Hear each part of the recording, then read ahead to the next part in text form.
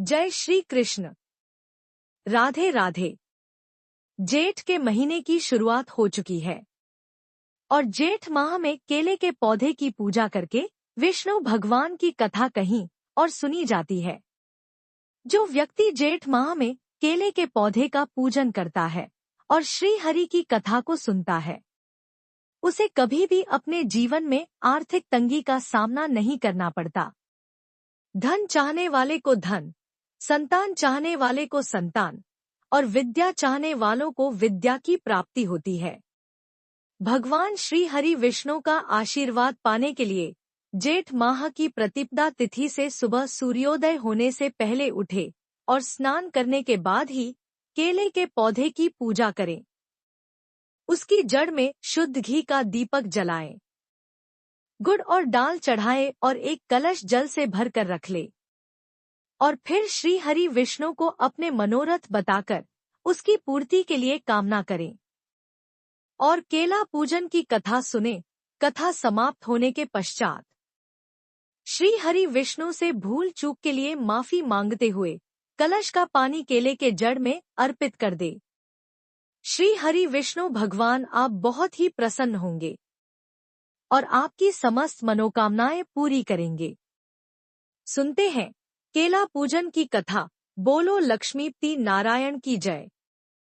सारे विष्णु भक्त कमेंट में विष्णु जी का जयकारा जरूर लगाएं और विष्णु भक्त उस कथा को ज्यादा से ज्यादा शेयर करें और सब्सक्राइब करें।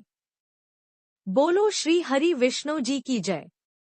गांव में एक औरत रहती थी। उसके पति की मृत्यु हो चुकी थी। उसके एक छोटा सा बेटा था। वह बहुत ही दुखी रहती थी। मेहनत मजदूरी करके लोगों के घरों में झाड़ू पोछा करके अपना और अपने बेटे का पालन पोषण करती थी। उसका बेटा ही उसका एकमात्र सहारा था। ऐसा करते करते 2-3 साल बीत गए। जब उसका बेटा थोड़ा सा बड़ा हुआ, कुछ समझने लायक, तो दोनों माँ बेटे किसी के घर से काम निपटाकर शाम के समय घर आ रहे थे। तो रास्ते में विष्णु भगवान के मंदिर के अंदर सत्यनारायण भगवान की कथा हो रही थी। तो बेटे ने कहा, माँ चलो, हम भी चलते हैं, कथा सुनेंगे, कीर्तन सुनेंगे। तो माँ ने कहा, नहीं बेटा, हम नहीं जाएंगे। वहां चढ़ावा चढ़ाने के लिए हमारे पास कुछ भी नहीं है। तो बेटा जाने के लिए जिद करने लगा। तो उसके जिद की वजह से उसकी माँ उसे वहां लेकर चली गई। वहां पर सत्यनारायण भगवान की कथा हो रही थी। तो वह चुपचाप जाकर एक कोने में बैठ गए। उसके बाद में आरती होने लगी, कीर्तन होने लगा। सारे लोग बहुत खुश थे। वो बिल्कुल चुपचाप उदास बैठे थी। तो ब्राह्मण ने उसे कई बार देखा। तो भजन कीर्तन होने के बाद में जब प्रसाद बांटने लगे, तो ब्राह्मण ने पूछा कि बेटी, तुम इतनी उदास क्यों बैठी है, मुझे बताओ। तो उसने कहा, बाबा, मैं बहुत ही गरीब हूँ। मैं कथा सुनने के लिए तो आ गई, पर भगवान को चढ़ावा चढ़ाने के लिए मेरे पास एक पैसा तक नहीं है। ऐसा कहते हुए वह रोने लगी और उस ब्राह्मण को पूरी व्यथा बताई। तो ब्राह्मण ने कहा कि बेटी उदास मत हो, भगवान सबकी सुनते हैं, तेरी भी सुनेंगे। तुम ऐसा करना, आज वैशाख पूर्णिमा है और कल से ज्येष्ठ मास आरंभ हो जाएगा। तो तुम ऐसे करना, सुबह जल्दी उठकर स्नान करना, उसके बाद में केले के वृक्ष की पूजा करना। केले के वृक्ष में भगवान विष्णु का वास होता है। अगर तुम पूरे जेठ के महीने में केले में नियमित रूप से जल सींचोगी, तो भगवान श्री हरि विष्णु की कृपा से तुम्हारे सारे दुख और दरिद्रता दूर हो जाएगी। तो उसने ब्राह्मण से सारे विधि जानकर अपने बेटे के साथ बड़ी खुशी से घर आ गई। दूसरे दिन सुबह जल्दी उठकर स्नान किया और बाद में रोजाना नियमित रूप से केले के पौधे में पानी डालती रही और एक नियमित रूप से घी का दीपक जलाती और चढ़ावे के रूप में थोड़ी सी दाल और गुड़ का भोग लगाती। इस तरह करते उसे सालों बीत गए। उसने अपना नियम नहीं छोड़ा।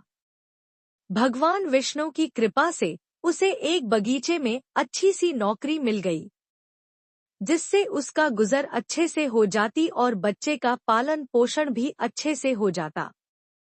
भगवान विष्णु की कृपा से उसका बेटा अच्छा पढ़ लिखकर बड़ा आदमी बन गया। माँ बेटे दोनों बहुत ही खुश रहते थे। उसकी माँ रोजाना ही विष्णु भगवान की पूजा करती और रोजाना केले के वृक्ष में घी का दीपक जलाती। ऐसा करते करते एक दिन उसके बेटे की सगाई हो गई और फिर उसका विवाह हो गया। विवाह होने के बाद बहू आ गई। घर पर हंसी खुशी का माहौल चलता रहा। लेकिन एक साल बीतने तक बहू को ऐसा लगा कि यह पूजा पाठ सब ढोंग है, फालतू में घी बर्बाद करती है।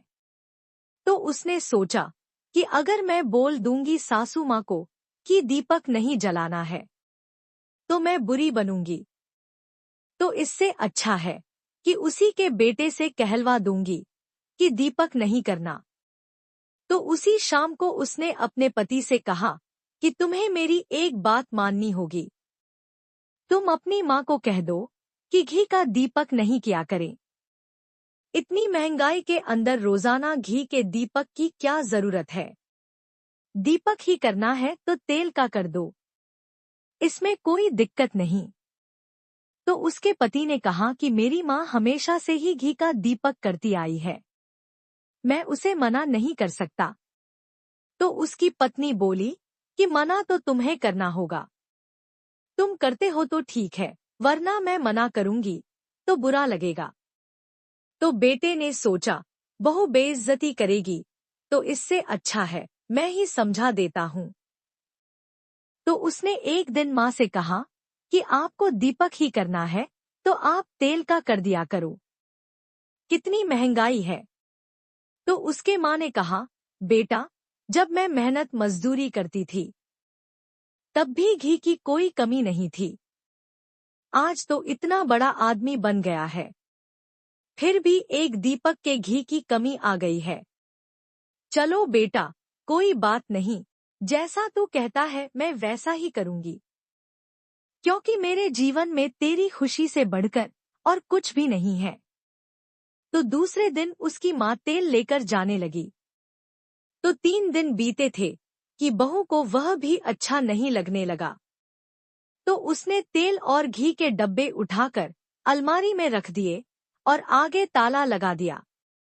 तो दूसरे दिन सास ने पूछा कि बेटा तेल कहाँ है? मुझे दीपक करने जाना है, फिर आकर भोजन भी करना है।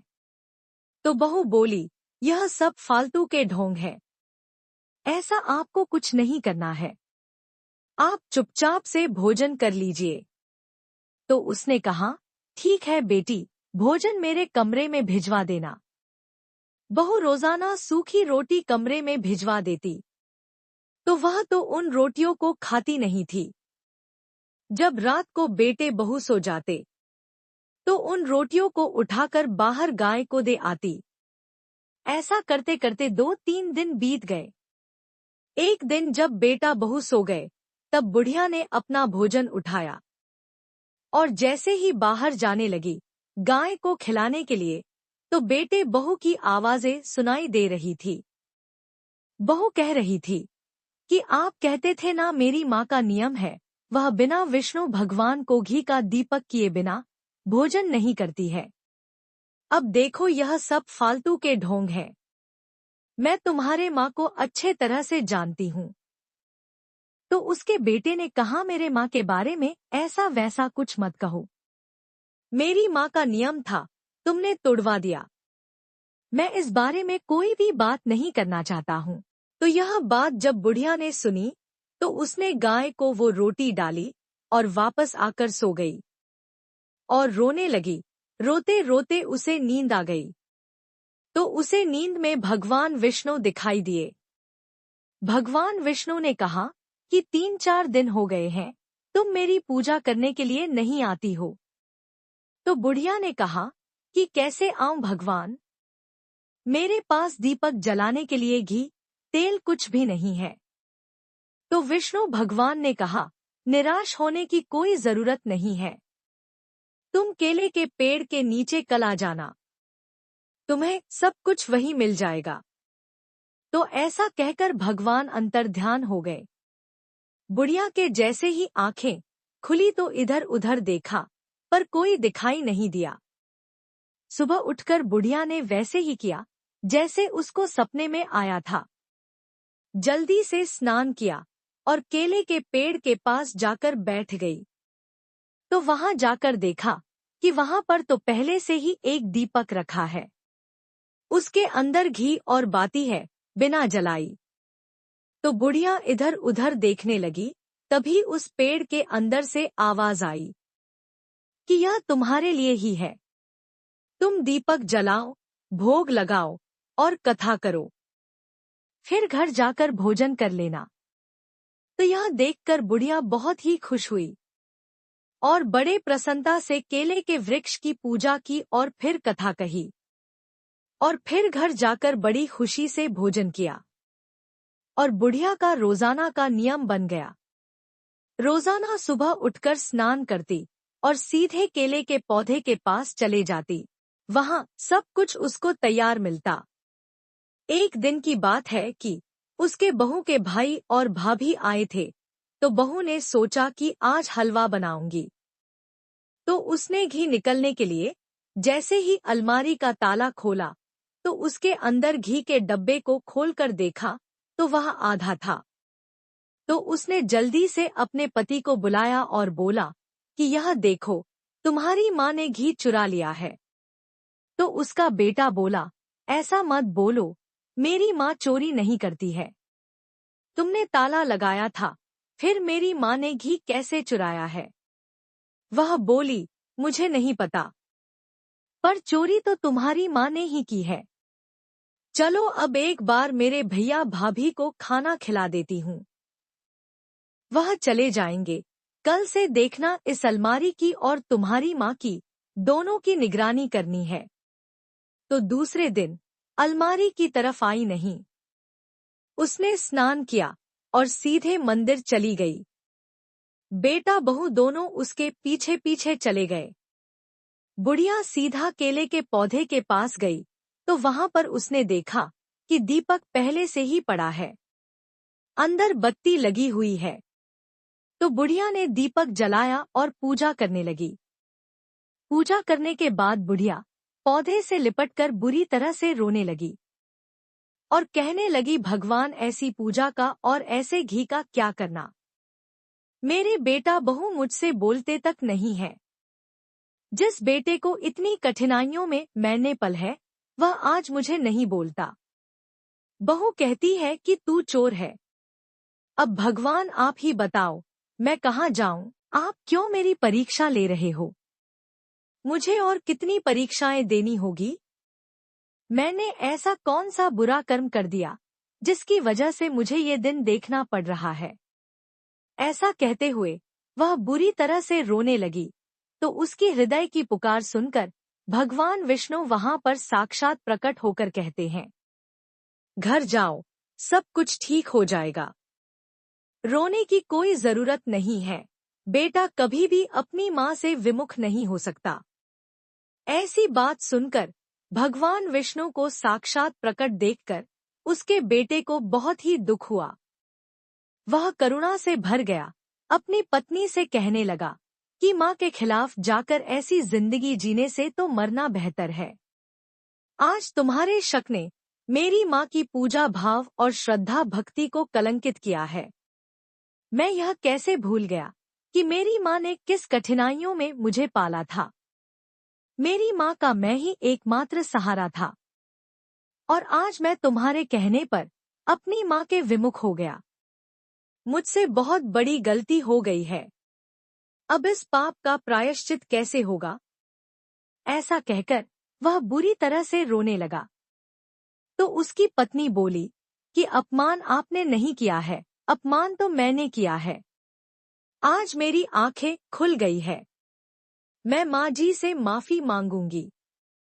ऐसा कहते हुए वह अपनी सासू माँ की ओर दौड़ी और उसके चरणों में जाकर गिर पड़ी। और कहने लगी, मुझे माफ कर दो, मैंने आपकी पूजा पाठ को ढोंग बताया और घी चोरी करने का इल्जाम आप पर लगाया। आप मुझे सजा दो, जो भी सजा दोगे मुझे मंजूर होगी, पर मुझे माफ कर दो। तो बुढ़िया ने उसे उठाते हुए सीने से लगाया और कहा, बेटा, माँ अपने बच्चों से कभी भी नाराज नहीं होती है, चलो घर चलते हैं। ऐसा कहकर वह बुढ़िया अपने बेटे और बहू के साथ घर आ गई। उसकी बहू ने कहा, माँ, मैं भी आपके साथ कल से केले के वृक्ष की पूजा किया करूंगी और आपके साथ ही जाया करूंगी। अब सास बहू रोजाना केले के पौधे की पूजा करते हैं और घी का दीपक जला के आते हैं। एक दिन बुढ़िया ने कहा कि बेटा, आज पूर्णिमा है, मैं कुछ पंडितों को भोजन करना चाहती हूँ। उसकी बहू ने कहा, हाँ माँ, खुशी से करवाइए। तो बहू ने 36 तरह के भोजन तैयार किया और ब्राह्मण को भोजन करवाया। यथा संभवम दक्षिणा देकर उन्हें विदा किया। ब्राह्मण उनकी सेवा भक्ति देखकर बहुत ही खुश हुए और आशीर्वाद देते हुए चले गए। उनकी सेवा भक्ति देखकर भगवान श्री हरि विष्णु बहुत ही प्रसन्न हुए और उन्हें सुख सौभाग्य का, अन्न धन का और संतान का आशीर्वाद दिया। 9 महीने बाद उसकी बहू ने बहुत ही सुंदर पुत्र को जन्म दिया और अन्न धन की कोई कमी नहीं रही। इस तरह विष्णु भगवान की पूजा करने से बुढ़िया को अनंत सुखों की प्राप्ति हुई। वह अपने जीवन के समस्त सुखों को भोगते हुए अंत में बैकुंठ लोक को गई। इसलिए कहा गया है, विष्णु भगवान की पूजा सच्चे मन से की गई हो तो वह कभी भी निष्फल नहीं होती है। विष्णु जी, जैसा आपने बुढ़िया को दिया वैसा सबको देना। कहानी कहने वाले को, कहानी सुनाने वाले को और हुंकार भरने वाले को। और अगर कोई कहानी में गलती हो तो भूल चूक के लिए क्षमा करना। बोलो श्री हरि विष्णु की जय। अब सुनते हैं भगवान श्री हरि विष्णु और मां लक्ष्मी की कथा। लक्ष्मी नारायण की जय हो। एक बार भगवान श्री हरि विष्णु धरती पर भ्रमण करने के लिए जा रहे थे। तभी देवी लक्ष्मी ने पूछा कि आप कहाँ जाने की तैयारी कर रहे हैं। तभी विष्णु भगवान ने कहा, मैं पृथ्वी लोक पर भ्रमण के लिए जा रहा हूँ। तो लक्ष्मी माता ने कहा कि आपकी अनुमति हो तो मैं भी आपके साथ चलती हूँ। इस तरह कई बार कहने पर विष्णु भगवान ने कहा कि मैं आपको साथ लेकर तो चल सकता हूँ, लेकिन मेरी एक शर्त है, वह आपको माननी पड़ेगी। तो लक्ष्मी माता ने कहा, ठीक है, आपको शर्त बताओ। तो विष्णु भगवान ने कहा कि धरती पर कैसी भी स्थिति आए, लेकिन तुम्हें उत्तर दिशा की ओर नहीं देखना है। तो देवी लक्ष्मी ने कहा, ठीक है, मैं नहीं देखूंगी। और भगवान श्री हरि विष्णु के साथ चल पड़ती है। और सुबह सुबह मां लक्ष्मी और भगवान कृष्ण धरती पर पहुंच गए। अभी सूर्य देवता निकल रहे थे। रात बरसात होकर हटी थी। चारों ओर हरियाली ही हरियाली थी। उस समय चारों ओर बहुत ही शांति थी और धरती बहुत ही सुंदर दिखाई दे रही थी। महालक्ष्मी मंत्रमुग्ध होकर धरती को देख रही थी और भूल गई कि पति को क्या वचन देकर आई है। और चारों तरफ देखती हुई पता नहीं कब उत्तर दिशा की ओर देखने लगी।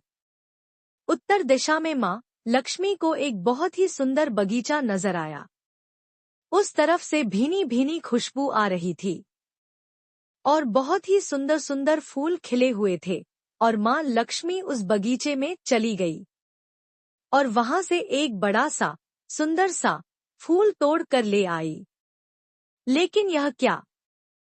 जब मां लक्ष्मी भगवान विष्णु के पास वापस आई तो भगवान विष्णु की आंखों में आंसू थे और भगवान विष्णु ने मां लक्ष्मी को कहा कि कभी भी किसी से बिना पूछे उसका कुछ भी नहीं लेना चाहिए। यह कहते हुए भगवान विष्णु ने अपना दिया हुआ वचन भी याद दिला दिया।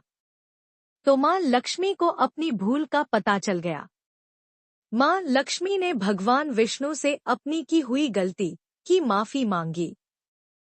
पर भगवान विष्णु ने कहा कि जो तुमने गलती की है उसकी सजा तो तुम्हें जरूर मिलेगी। जिस माली के खेत से तुमने बिना पूछे फूल तोड़ा है, यह एक प्रकार की चोरी है। इसलिए अब तुम आज से 3 साल तक उस मलिक के घर नौकर बनकर रहोगी। उसके बाद मैं तुम्हें वापस लेने आऊंगा। तो माँ लक्ष्मी ने चुपचाप कर सर झुकाकर हाँ कर दिया। फिर भगवान विष्णु वहां से चले गए और माँ लक्ष्मी ने एक साधारण से गरीब औरत का रूप धारण कर लिया और उस बगीचे का जो मालिक था उसके घर गई। तो घर क्या, वह तो एक झोपड़ा था। उस बगीचे के मालिक का नाम था माधव। वहां पर माधव की बीवी, 2 बेटे और 3 बेटियां रहती थी। सभी उस छोटे से बगीचे में काम कर किसी तरह अपना गुजारा किया करते थे। माँ लक्ष्मी अब एक साधारण औरत बनकर उस माधव के झोपड़े पर गई। तो माधव ने पूछा कि बहन तुम हो, इस समय तुम्हें क्या चाहिए? तो माँ लक्ष्मी ने कहा, मैं एक गरीब औरत हूँ। मेरे देखभाल करने वाला कोई नहीं है। मैंने कई दिनों से खाना नहीं खाया है। मुझे कोई काम दे दो। साथ ही मैं तुम्हारे घर का भी काम कर दिया करूंगी। बस मुझे अपने घर के कोने में आसरा दे दो। माधव बहुत ही अच्छा आदमी था। उसे उस पर दया आ गई। उसने कहा कि बहन मैं तो बहुत गरीब हूँ। मेरी कमाई से मेरे घर का खर्च भी बड़ी मुश्किल से चलता है। लेकिन मेरी अगर 3 की जगह 4 बेटियां होती तो मुझे गुजारा करना ही पड़ता। अगर तुम मेरी बेटी बनकर रहना चाहती हो, जैसा रूखा सूखा हम खाते हैं उसी में खुश रह सकती हो, तो अंदर आ जाओ। माँ लक्ष्मी उसके झोपड़ी में चली गई। इस प्रकार माधव ने माँ लक्ष्मी को अपने झोपड़ी में शरण दी और माँ लक्ष्मी 3 साल तक नौकरानी बनकर रही। लेकिन माँ लक्ष्मी जिस दिन से घर आई थी उस दिन से माधव को इतनी आमदनी हुई कि अब कमाई से उसने एक गाय खरीद ली। फिर धीरे धीरे माधव ने काफी सारी जमीन खरीद ली। फिर सभी ने अपने अच्छे अच्छे कपड़े भी बनवा लिए और एक पक्का सा घर बनवा लिया। बेटियों के लिए, बीवी के लिए अच्छे अच्छे गहने बनवा लिए। इस तरह माधव के यहाँ खूब अन्न धन हो गया। माधव हमेशा सोचता था कि मुझे इस महिला के आने के बाद ही यह सब कुछ मिला है। इस बेटी के रूप में पाकर मेरी तो किस्मत चमक गई है। लेकिन जैसे ही 3 साल पूरे हुए तो उस दिन माधव खेतों से काम खत्म करके जैसे ही घर आया तो उसने अपने घर के दरवाजे पर एक देवी स्वरूप गहनों से लदी हुई एक औरत को देखा।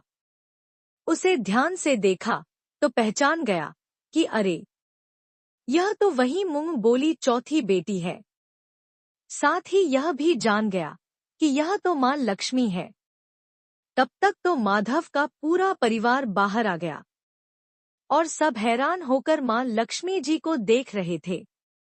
माधव बोला कि माँ हमें माफ कर दो। हमने तेरे से अनजाने में घर के, खेत के सारे काम करवाए हैं। हमसे यह कैसा अपराध हो गया। माँ हम सबको माफ कर दो। तो माँ लक्ष्मी मुस्कुराए और बोल कि माधव तुम बहुत ही अच्छे दिल के और दयालु व्यक्ति हो। तुमने मुझे बेटी बनाकर रखा, अपने परिवार के सदस्यों की तरह रखा, इतना लाड प्यार दिया। मेरे काम करने से कोई भी अपराध नहीं हुआ है। मैंने 3 साल पहले तुम्हारे बगीचे से बिना पूछे फूल तोड़ा था, उसी की सजा मुझे मिली है। तुमसे कोई भी अपराध नहीं हुआ। मैं तुमसे बहुत ही प्रसन्न हूँ। मैं तुम्हें वरदान देती हूँ कि तुम्हारे पास कभी भी खुशियों की और धन की कोई कमी नहीं रहेगी। तुम्हें सारे सुख मिलेंगे जिसके तुम हकदार हो। फिर माँ लक्ष्मी अपने स्वामी के द्वारा भेजे गए रथ पर बैठकर बैकुंठ को चली गई है। माँ लक्ष्मी जैसा माधव को अन्न धन दिया वैसा सबको देना, तो यह थी ज्येष्ठ मास में सुने जाने वाली केला पूजन की कथा सुनकर आपको कैसा लगा कमेंट करके जरूर बताना। जय श्री कृष्ण। राधे राधे।